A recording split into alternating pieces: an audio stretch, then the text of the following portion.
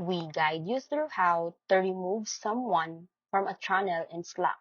So the first thing you need to do is to open your Slack workspace and go to the channel where the person is currently added. Next, click the channel name at the top of your screen to open the channel details and member list.